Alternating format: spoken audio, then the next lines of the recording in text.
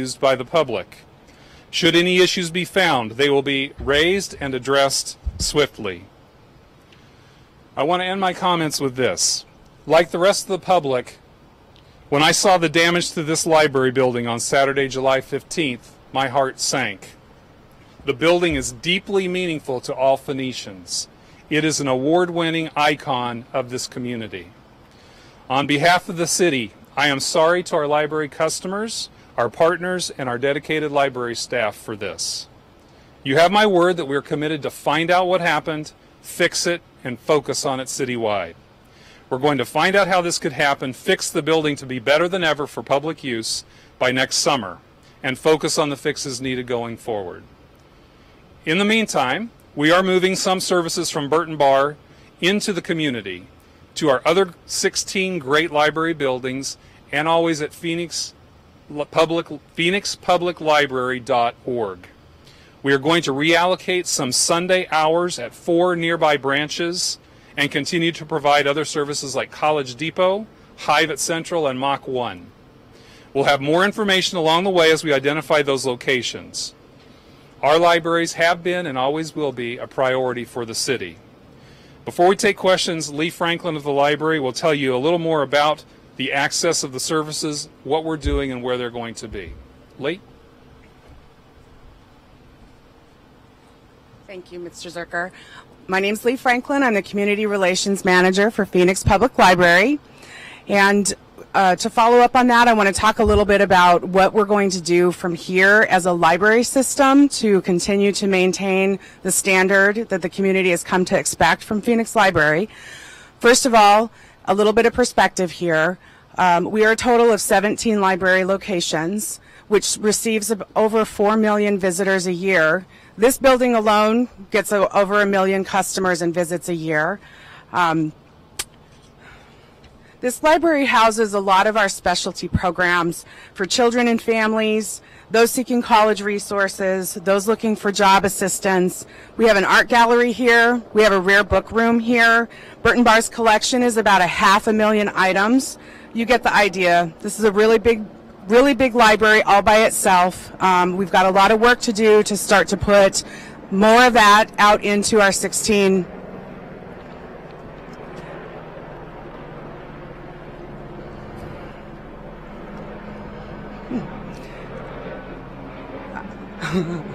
our remaining 16 locations.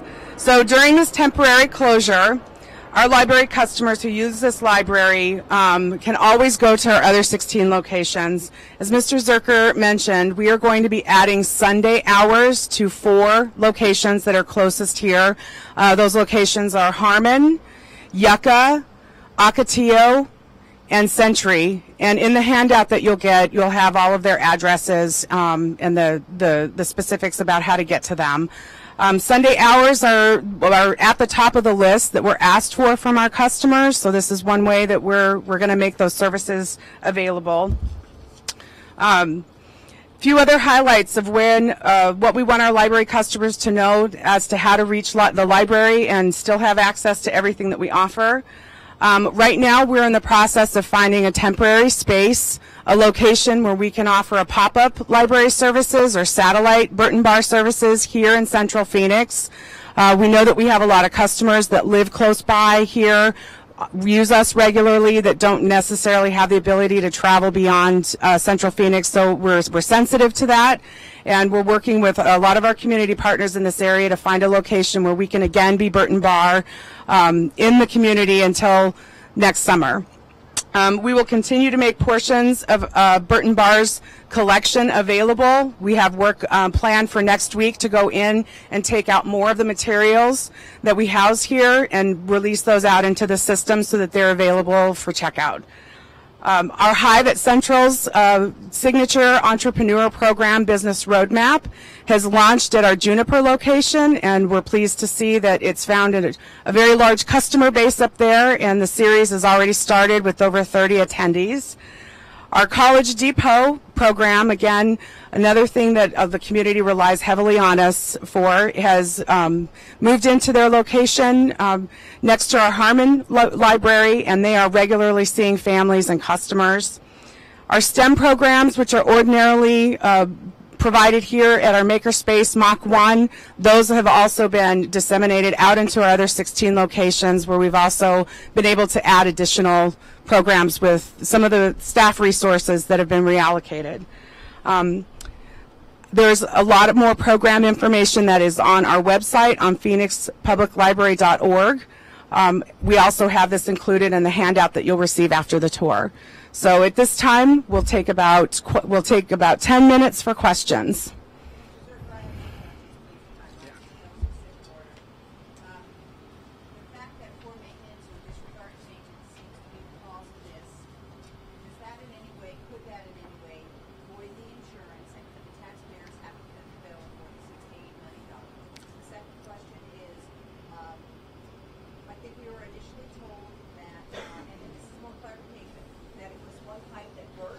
That caused most of the water. It now sounds like you're saying that the plug up of the system from the dust that maybe looked like fire activated the entire system, so all the sprinklers went off on the entire building. Can you clarify that? Yeah, let me start with that one first just to clarify.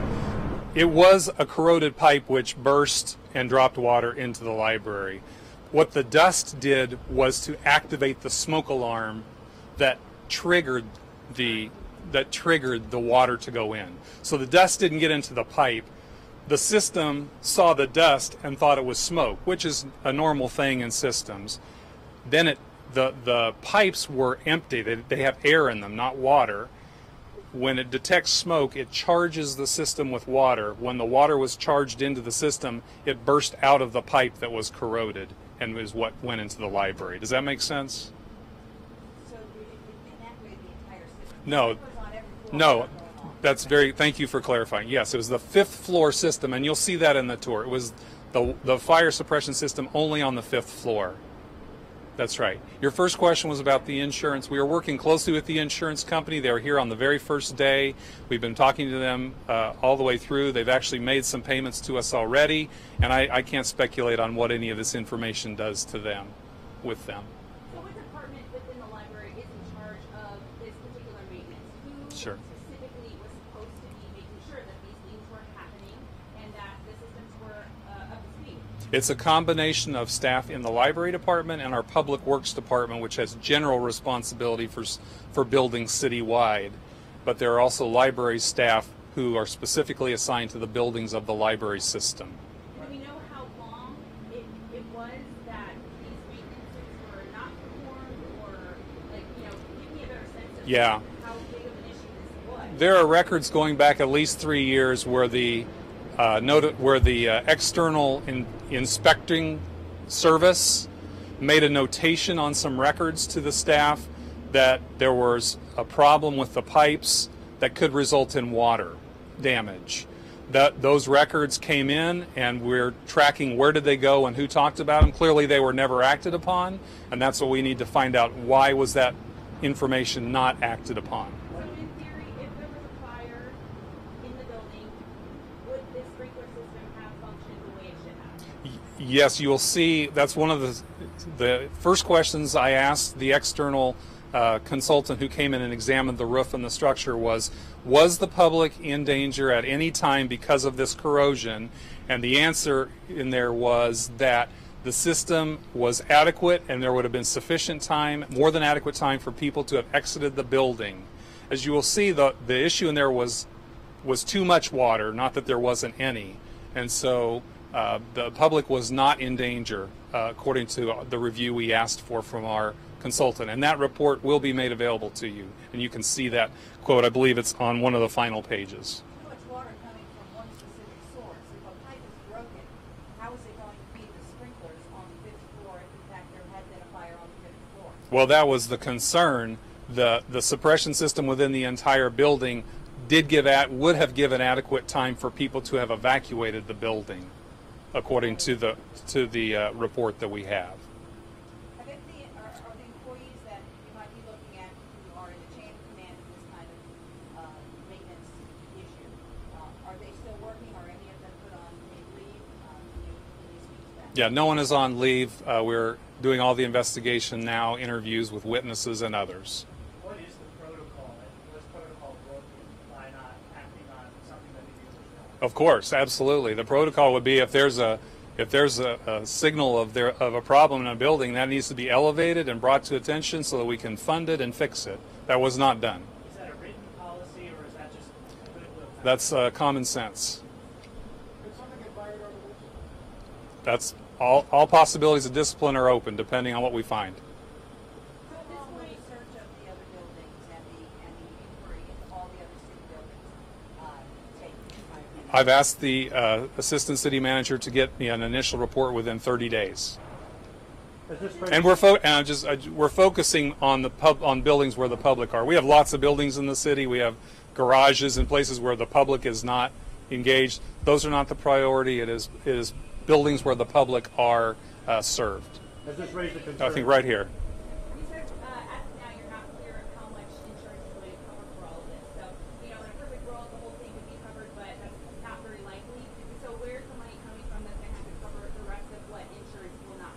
That's a good question. We have reserves in the library and in our building funds that we think, given a reasonable payment from the insurance company with the reserves that we have for buildings, we'll be able to cover this. And how much is that? How much is? How much is what's in the reserves? I don't know exactly, but it's enough with insurance to cover what we think could be a $6 to $8 million cost here. And at any point, is it possible that taxpayers will have to chip in and help pay for this? Well, the funding for the library is taxpayer money, so the reserves and all that comes from taxes people pay, and part of that is for the buildings, the maintenance and upkeep of the buildings. So probably you're asking, is there any additional money? It's too early to know that, but my first review with our budgeting folks is that we have sufficient reserves with the insurance to cover the cost. Right here. Has this raised concerns for other buildings of the same age by the same contractor that put the system in with the same system, that you might need to take a look at those systems?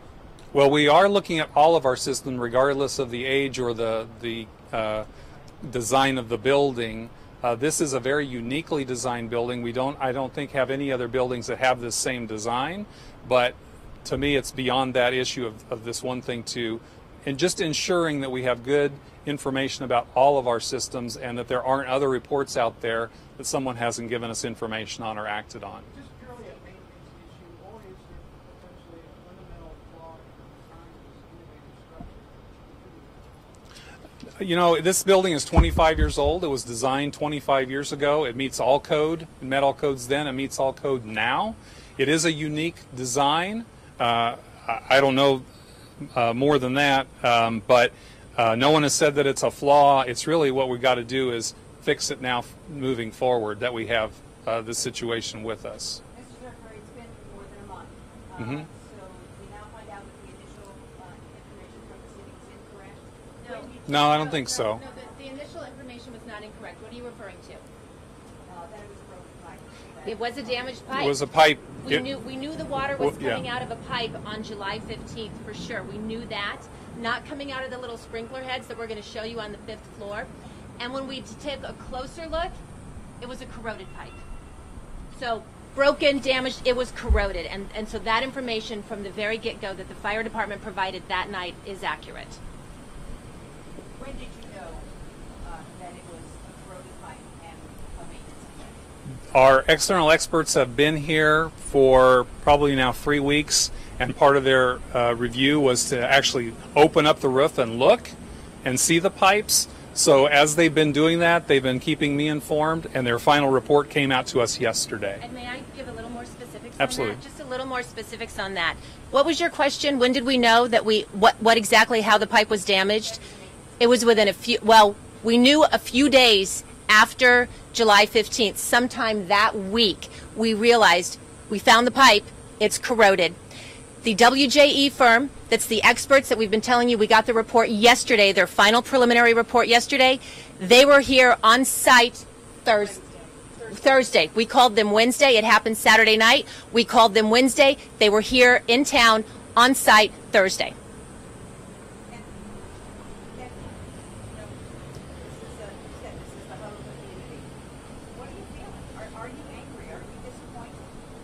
Yeah, I'm very angry and disappointed. I mean, my daughters grew up coming to this library.